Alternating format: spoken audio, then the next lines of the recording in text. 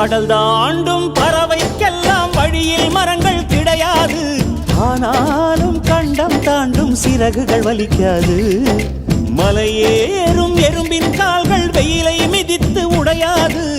மனதோடு காதல் வந்தால் மனிதா தடையேது.